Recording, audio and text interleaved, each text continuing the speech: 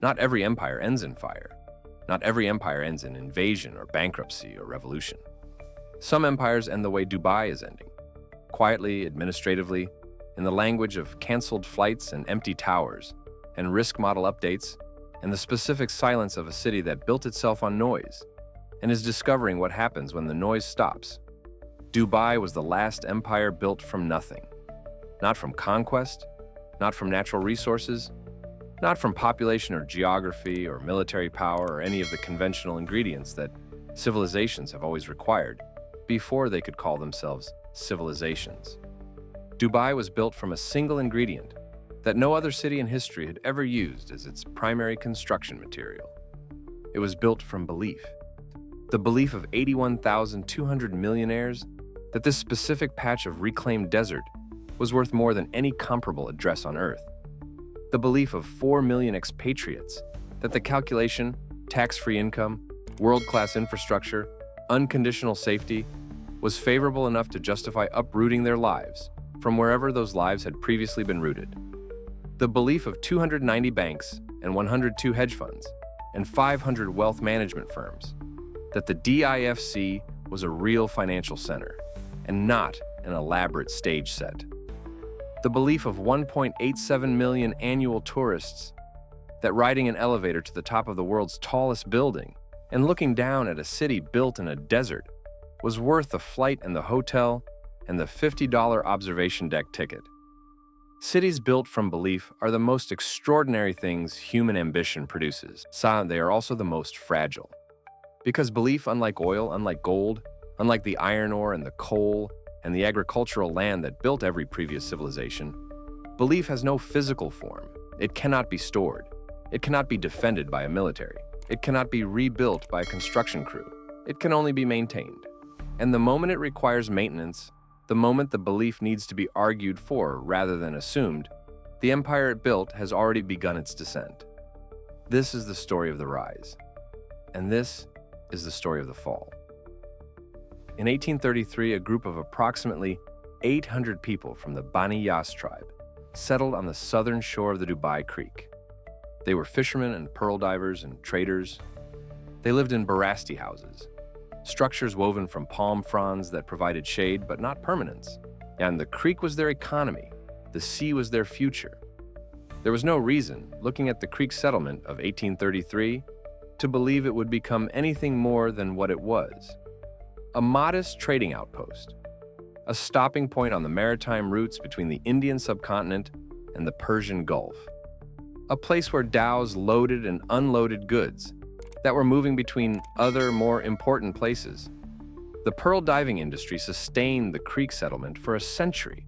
Then, in the 1930s, Japanese cultured pearls destroyed the natural pearl market permanently.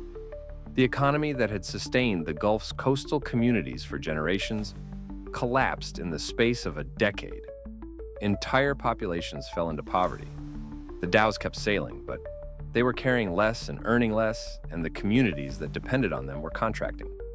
Sheikh Saeed bin Maktoum al-Maktoum, the grandfather of the man who would build modern Dubai, responded to the pearl collapse by doing the one thing available to a leader with no resources other than location.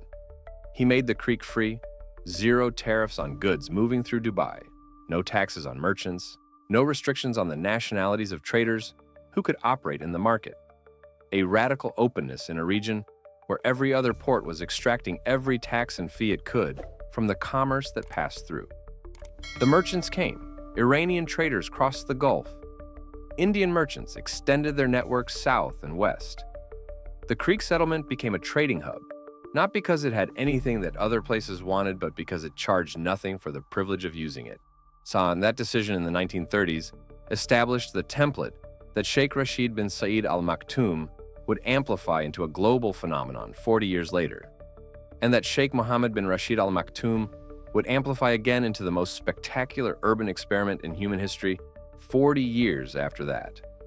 The template was always the same: charge nothing, restrict nothing, open everything, and let the world's commerce come to you. Sheikh Rashid bin Saeed Al Maktoum became ruler of Dubai in 1958. He inherited a city of approximately 40,000 people, and an economy built on trade and the remnants of the pearl industry. He had no oil. The oil discoveries that would transform Abu Dhabi came in the 1960s, but Dubai's reserves were always marginal, always supplementary, never the foundation of anything significant. What he had was vision of a specific and executable kind, not the vague ambition of a ruler who wants his city to be great, the precise commercial infrastructure-first vision of a man who understood that the geography he occupied was worth something that he had not yet figured out how to monetize. He dredged the creek in 1959, a seemingly modest act, deepening a natural waterway to allow larger vessels to dock. But the creek dredging was not a public works project. It was a declaration of commercial intent. It said, Dubai is serious about trade. Dubai is investing in the infrastructure that trade requires. Dubai is building for a future that does not yet exist, but that this investment will help create. The merchants understood the declaration. They arrived. Port Rashid opened in 1972, a purpose-built deep-water port that put Dubai in a different category from every other Gulf trading post.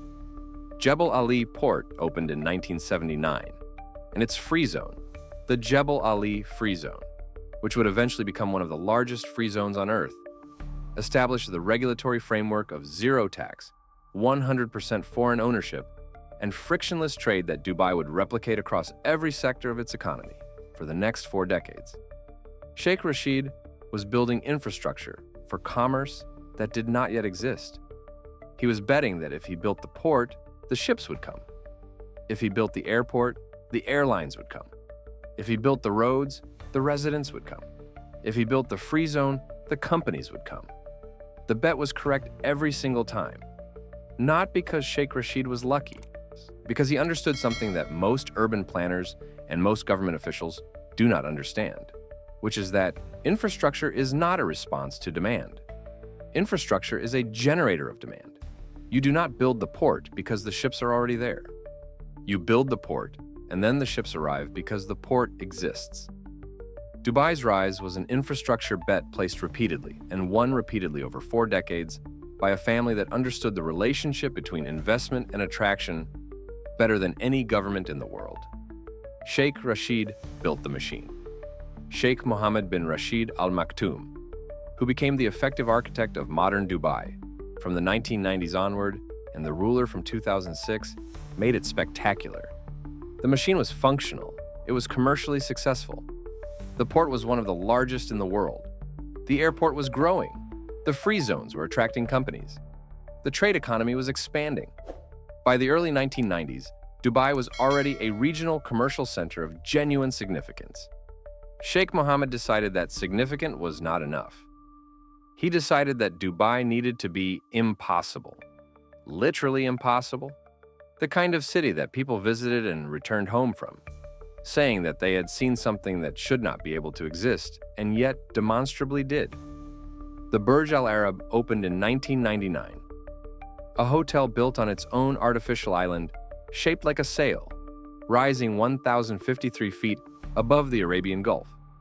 At the time of its opening, it was the tallest hotel in the world.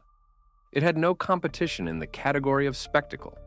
It was not trying to be better than other luxury hotels. It was trying to be the proof that Dubai could produce something the world had never seen. The proof worked. The Burj Al Arab appeared on every list of the world's most extraordinary buildings. It generated media coverage that no advertising budget could have purchased. It repositioned Dubai overnight from a regional trading hub to a global destination. People who had never considered visiting the Arabian Gulf flew to Dubai specifically to see the building and to photograph themselves in front of it. The Palm Jumeirah began construction in 2001, an artificial archipelago shaped like a palm tree, visible from space, extending into the Arabian Gulf, with residential villas and apartment towers on its fronds and a crescent of hotels protecting it from the sea. The Palm was not a real estate development. It was a statement. It said, we will not be limited by the geography we were given. We will build new geography.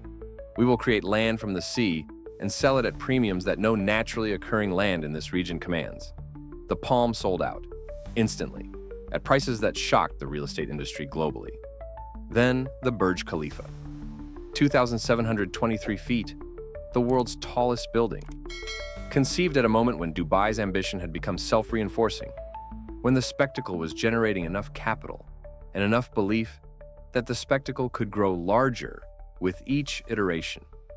The world's tallest building, the world's largest mall, the world's largest indoor ski slope, the world's largest choreographed fountain, the world's longest driverless metro, the world's busiest international airport. Every record was a marketing campaign. Every record drew tourists, who drew residents, who drew corporations, who drew capital, who funded the next record. The machine that Sheikh Rashid built was being fed by the spectacle that Sheikh Mohammed created. And the spectacle was growing exponentially because the machine was producing the revenue that funded the next layer of spectacle. It was the most successful urban feedback loop in history. Between 2002 and 2008, Dubai experienced a growth rate that defied every conventional model of urban economics. Real estate prices doubled, then doubled again, then doubled again. The population grew at rates that infrastructure planners struggled to track. The airport was expanding faster than any airport in the world. Emirates Airline was ordering aircraft faster than Boeing, and Airbus could deliver them. No, and the money was coming from everywhere. Russian oligarchs, who had emerged from the post-Soviet privatizations with capital that needed a home outside of Russia. Indian business families, expanding beyond the subcontinent into the Gulf's rapidly developing economy. European investors who had discovered that Dubai's zero-tax environment offered returns that their domestic markets could not match. Pakistani, Iranian, Nigerian, Kenyan, British, every nationality with capital to deploy was deploying some portion of it in Dubai. The developers matched the demand with supply, then exceeded the demand with supply, then dramatically exceeded the demand with supply, because the pre-sale model, selling units that had not yet been built, meant that developers were collecting revenue before the cost of construction was incurred, which meant that the financial discipline that constrains most real estate markets was absent from Dubai's. You could launch a development, pre-sell it entirely in a weekend of activity at a hotel ballroom, collect the deposits, and begin construction. If the market continued to rise, the buyers would complete their purchases, and you would make an extraordinary profit. If the market fell, some buyers would default, and you would be left with units that had cost more to build than they could be sold for. In 2008, the market fell.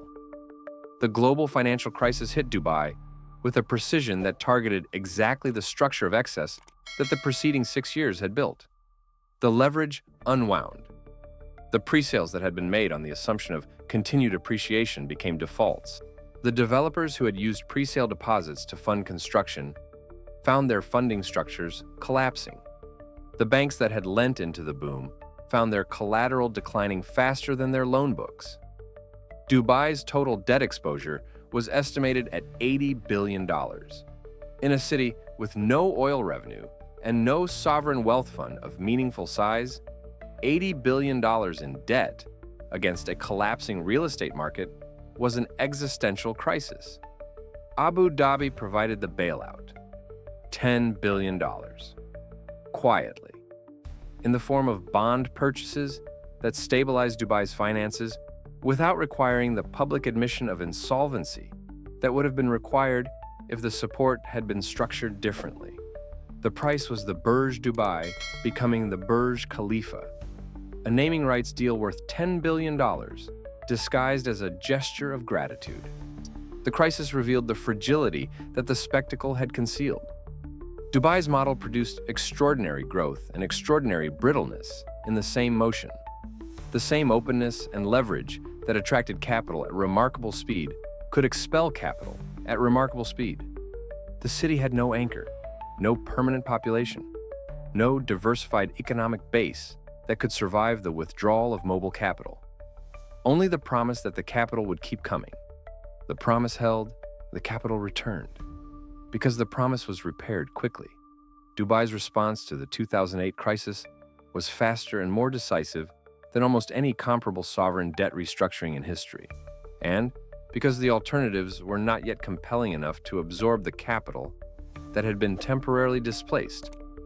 But the fragility had been revealed. And revealed fragility is not forgotten. It is filed. It sits in the institutional memory of every portfolio manager and every family office and every corporate real estate department that had exposure to Dubai in 2008 and 2009. It sits there until the next test, and the next test provides the occasion to retrieve it.